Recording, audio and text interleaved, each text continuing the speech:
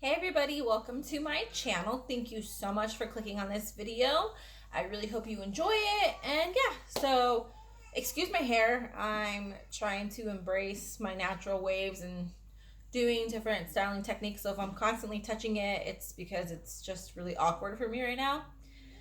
But yeah, anyway, so today's video is going to be a tag. It's what I would tell my pregnant self tag. I have some stuff written down in my little notebook. So if I look down, that's why. So yeah, I am a mom of three. I have an 11-year-old, a 3-year-old, and a 2-year-old. Oh my gosh, how did I forget my kid's age? It happens. Anyway, so yeah, there's different things I would tell myself during pregnancy. For each pregnancy, obviously it's different. I went through 3 different experiences with my pregnancies and deliveries and everything. So, but yeah, my first delivery was I was scared because I'm a first time mom. I was really young. I was only 21 years old when I had my 11-year-old. And I didn't know what to expect, obviously, as a first time mom. So there's certain things that I would have told myself then versus when I had my last child. Um, that was obviously a whole ordeal, as I said in my previous video about my labor and delivery and how we both almost lost our lives. But I think the most easy labor and delivery was definitely my middle child. He came out, for some reason my labors are always so ridiculously long. My first kid, it was 3 days of labor when they finally told me to go to the hospital. I did a lot of laboring at home, but even then, I think I was at the hospital for 8 hours before I had him. Active labor, it wasn't the full 3 days. It was probably about 2 days. I had a whole day of like light contractions here and there, nothing too big. My middle child, he is 3 years old, Micah. It was only about 12 hours, I would say. I remember I was at my family reunion and I was having contractions, and I convinced myself that it really wasn't contractions. It had been so long between my first kid and my second kid. There was a 7-year gap, so I completely forgot.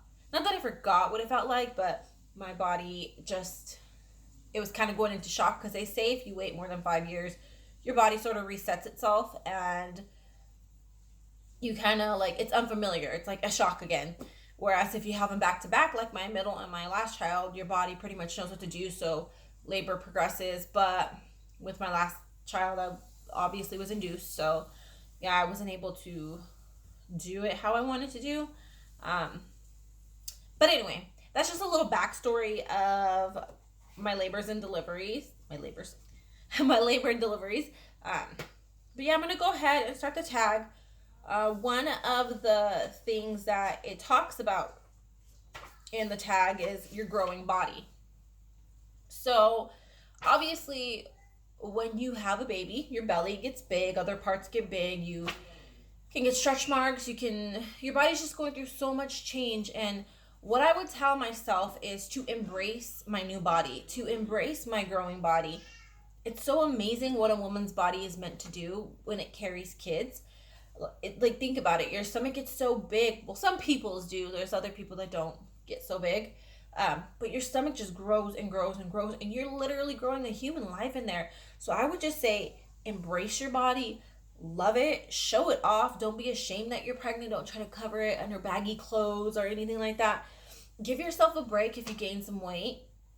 Obviously, you don't want to go too crazy and eat all the food in the world, which is actually what I did with my last pregnancy, and I got pretty big. But give yourself a break. You're growing a human body, and there is nothing to be ashamed of. Just embrace it and love it. And I know my husband would always tell me that he loved my body, that it looked like having that baby bump was so amazing. Just to think that our body's literally holding another human life in there. Like, to me, it's crazy what our bodies can do as a woman. And I always think and tell my husband that a man is not meant for this. They could not handle pregnancy because it is tough. Okay, the next thing is documenting your pregnancy.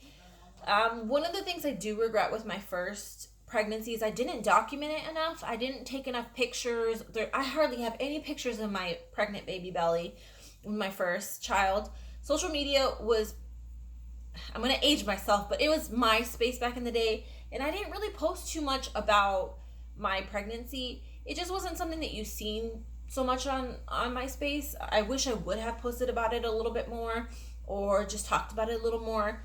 But again, I was young. It's my first pregnancy. I didn't know what to expect or that these are moments that I would want to cherish. And I really wasn't so vocal about my pregnancy because I was so young. And at the time, I was in church and I was a leader and I wasn't married when I got pregnant, which I know was not the best situation. But I was kind of scared, to like talk about it.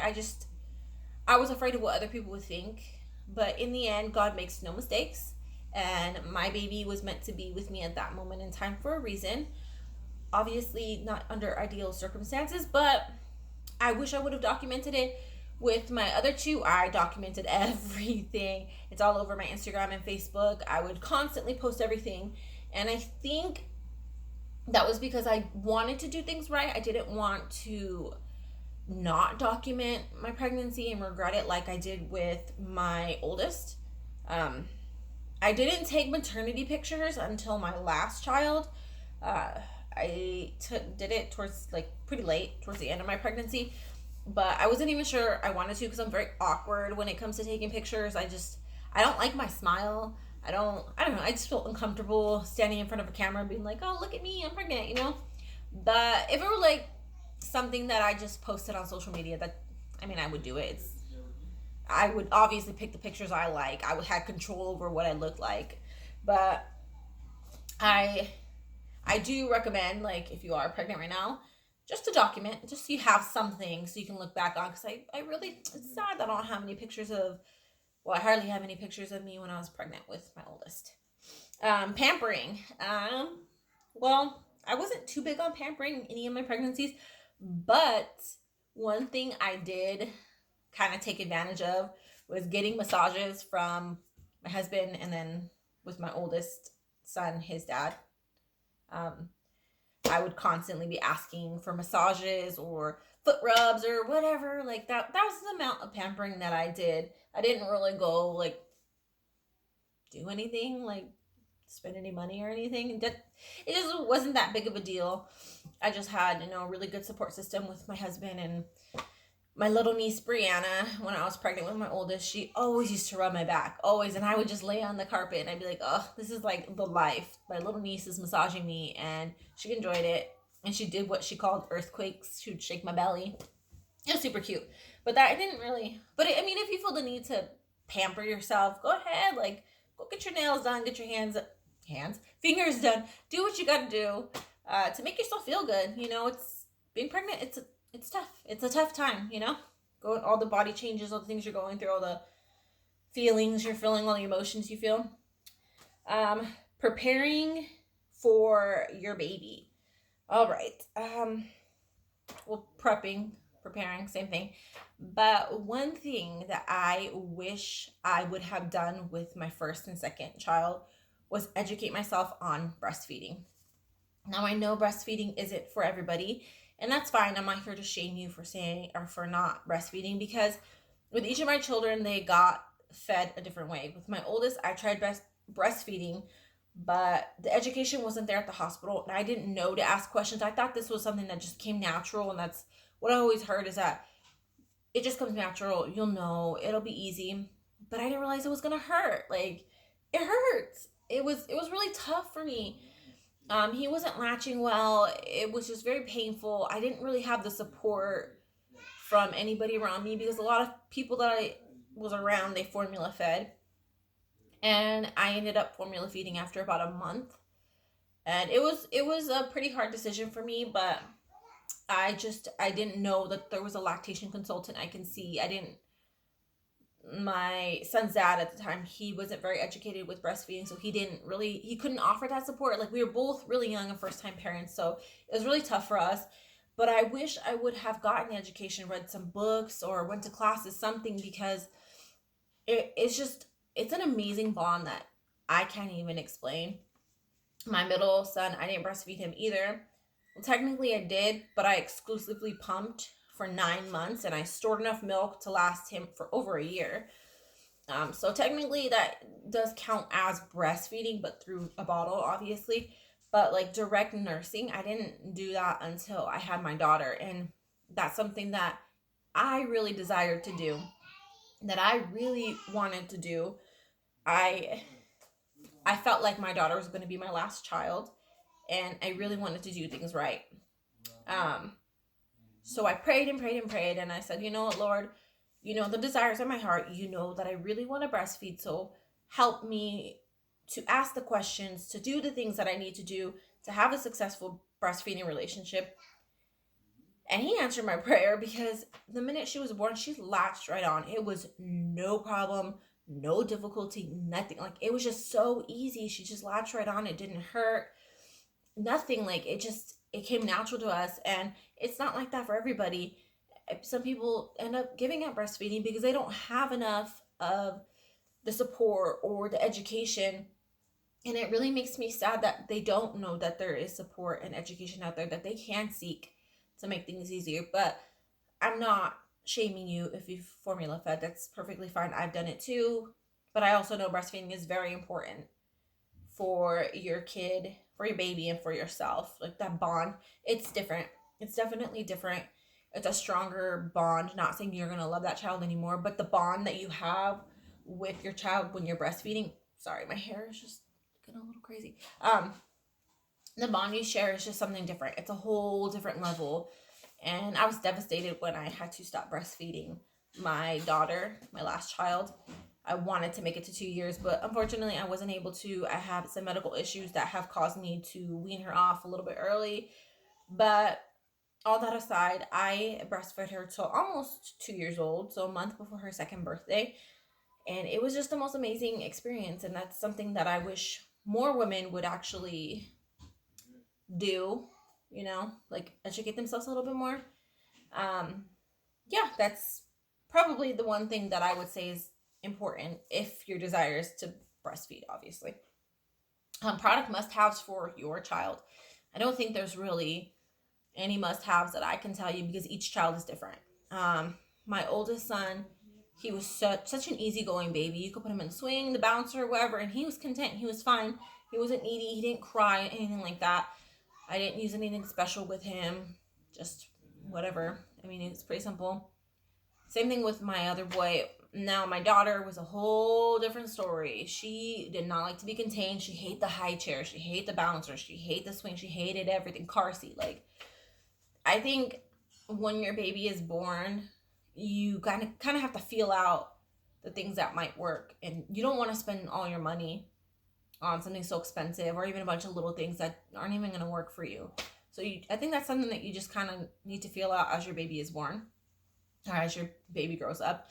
I remember we spent like $200 and something on a DockATot for my youngest, because yes, I do bed share, I do co-sleep. You can yell at me and tell me what you want, but it's what works for me. It's something that I know and I feel comfortable with. Never really been a crib person. Came from a family, we all bed shared. That's just all I knew growing up.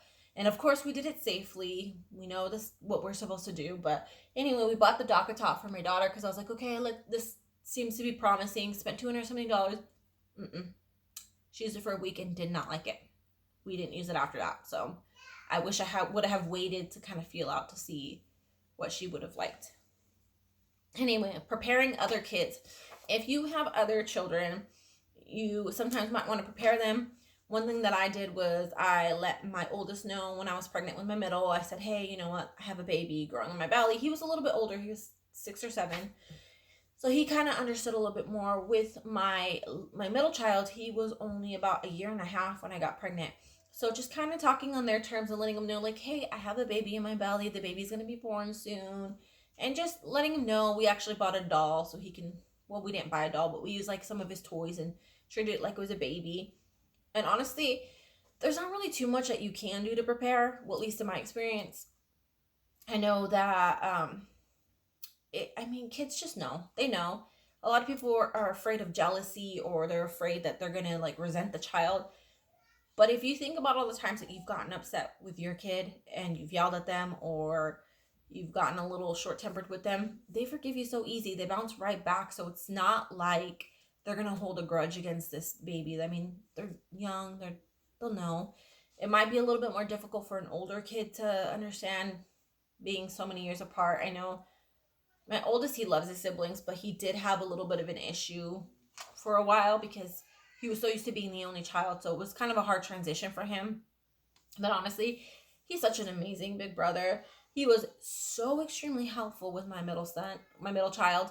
He was helpful. Like, when the baby would cry, he'd be right there trying to feed him a bottle, or, hey mom, like Micah needs to be changed, or just being so supportive. And honestly, when I was home alone with just him and Micah, he was so helpful. Like, he helped me a lot. And if I had to use the restroom, he'd be right there watching him.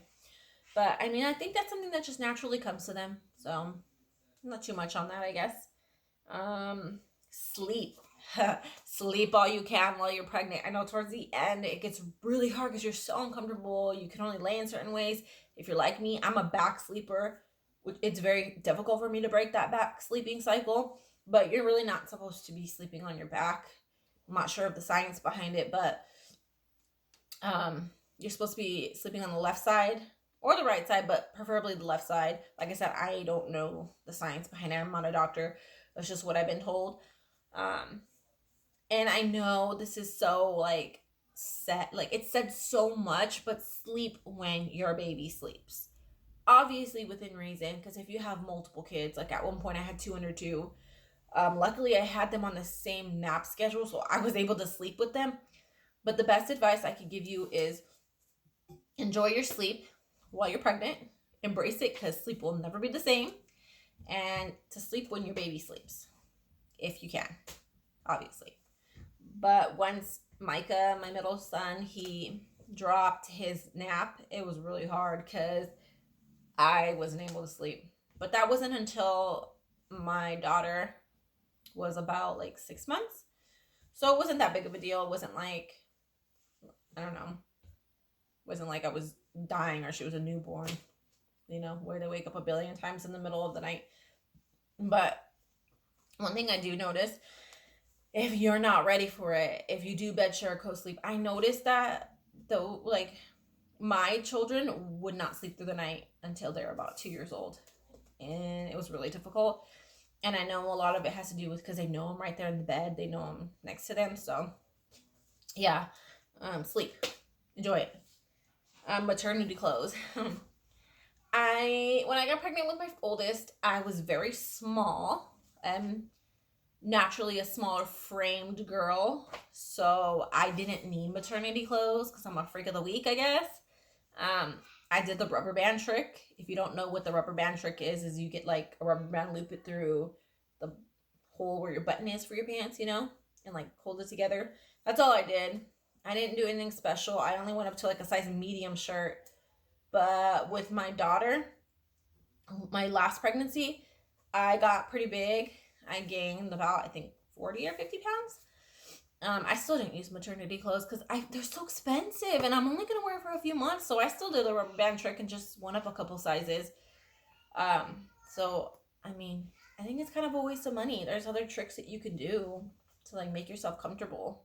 Leggings, hello, you wear those all the time. Well, products you don't need. Like I said, you want to wait till your baby's born so you can kind of get a feel for what they like and what they don't like. Personally, I'm not big on baby walkers. I think sometimes they can be dangerous, and unless you're really watching your child, things happen. I know baby walkers are banned in some countries, but if you're able to watch them and know that you can be safe, that's fine. But I mean, I don't really think that there's, I don't know. I guess I'm kind of like a minimalist. I don't really need too many things. But then again, I use a swing and a bouncer with my children, but I don't know. Just wait for your baby to be born and then you'll know more or less what they like. Oh, labor and delivery. Completely different labor and deliveries with all 3 of my pregnancies. One thing I would say is it's awesome if you have a plan and stick to it as much as you can. But if your plan fails, then don't give yourself a hard time. Don't beat yourself up. I know with my first, I went in like, I'm gonna do this natural, no epidural. Like, I got this. I'm cool. Like, I had what I wanted in place, and it didn't happen. I got an epidural, and that's okay too. Like, if you want to get an epidural, but I beat myself up so much for not doing it natural, and everybody's like, "Yeah, do it natural. You got this. You got this." It hurts so bad. It's so hard to do it natural, and I haven't done it natural. Like all three of my labor and deliveries, I obviously had the epidural, but I just I think like expect the unexpected. Don't beat yourself up if you don't get everything that you need, and that's perfectly fine. um I do hope that if I, God willing, if I have another pregnancy, which is something that I'm seriously praying about, because I know my heart's desire is to have at least one more kid. um but I do want to start preparing myself. Like, I don't, okay, next delivery I do want to do it with no epidural. That way I could say I at least did it once. I at least, like, I know our bodies are capable of not having the epidural. Like, women have been doing it for so long. Sometimes, like back then, they didn't even have that option to have an epidural. So I want to try it without one. And I know a lot of it has to do with preparing yourself ahead of time and not just feeling defeated right away. But if I don't do it without an epidural, that's fine. That's okay. Like, I'm not gonna beat myself up about it. Um, And that's pretty much all the questions that they have for the pregnancy tag, or the what you would tell your pregnant self tag. But there's a few little things that I wanted to talk about as well. It's okay not to share personal information. If someone's bugging you about your pregnancy, you don't have to share that information. It's between you, your partner, and your baby. It's nobody else's business. You don't have to share the name. You don't have to share like anything like that. That's okay. Like, keep it to yourself. Like, embrace it. Enjoy your pregnancy. Don't do things to please other people. Make sure you come first. It's okay to not let people touch your belly or your baby once the baby is born. I remember when I was working, I was a cashier at the time. I was with my first pregnancy. I was pretty small. I mean, when I got pregnant, I think I was only like 110 pounds, and I only went up to like 125. Like, I was tiny, so you couldn't tell that I was pregnant. And these ladies came up and bought a big, huge bag of dog food, and I said, "I'm sorry, can you lift that, because I'm pregnant and I can't." And she was like, "Oh my gosh, you're pregnant?" And the first thing this lady did was just grab my belly. I've never met her in my life. Don't know who she is. It's not like she was a regular customer, but she's like grabbing my belly, and I was so caught off guard. I was like, "What the heck?" And I didn't know that it was okay to say, "Get off me, don't touch me." Or like when your baby's born, like, people just, they have no boundaries. They don't care. They'll like reach in your car seat, and they're strangers. Like, what the heck? Get out of here. Don't touch my baby. Like, it's okay to say no. If you're uncomfortable with it, tell them, like, "Dude, I'm not comfortable with you touching me or my baby, so back off." Um, okay. Another thing is pray for your child. If you're the praying type, someone had told me once, every time you think about your child, pray for them. One thing that is important for me is that my children know who God is and know His love. And of course, I pray for them during my pregnancies, and I just ask God, I said, "Hey, you know what, God? Whatever you want my child to be, help them to be that. Keep them on that path to be the best person that they can be, the most loving person they can be, to just strive to be just who you want them to be, whatever your plan is for them, whether they're going to be like a teacher or a doctor or whatever. Like, help them to walk down that path and not lose focus, and just to pray for their overall health. Like, just continually pray for your baby. um Also, sorry, but sex will never be the same. And a friend had told me it's gonna be like a drive-through and not a four-course meal. If you get the time to do it, it's not gonna be like it is when you're without children. It's, if you even get time to do it, or even if you feel up to doing it. I didn't even realize, like, your sex drive could either go up or go down, and mine for sure went down. Sorry, all of my family that's listening to this, but it's the truth. Like, it's just not the same. And I mean, maybe for you it might be, but I mean, you have a little baby that's going to be constantly crying. And then when you're pregnant, you're big and uncomfortable and like, anyway. Lastly, you will never be a perfect mom. Don't expect yourself to be a perfect mom. Don't try to be a perfect mom, because then you'll start beating yourself up, and then you'll start feeling like you're failing because you're comparing yourself to other people who seem to have it all together on social media, but honestly, they probably don't. We're only showing you the best of our lives. Obviously, we're not going to put out when we're snapping at our children, or when we're having meltdowns, or when we're just a huge mess. We're not going to put that on social media. Don't compare yourself to other people. Don't try to be other people. You will never be, and that's okay. Your kids don't expect you to be perfect. They just expect you to be the best you that you can be. And again, that kind of goes hand in hand with my faith. I constantly pray for myself as a mom, just to be the potential, just to be what God wants me to be as a mom, to set the best example, to give my kids the best example, and so that they can just grow up in the ways of the Lord. And that's something that's important to me and my husband, that our children walk with the Lord and they know him. And if one day they come to me and they say, Mom, I don't think I really want to go to church, as long as I'm their mom, I will pray for them to obviously do what I feel is right, but at the same time, support them for their decisions that they make. Obviously within reason, but it is important for me to pray constantly for my children so that they are walking down that path to the Lord. But anyway, that's it for today. Thank you so much for clicking. I hope you enjoyed it. So I will see you guys in the next video. Bye. God bless.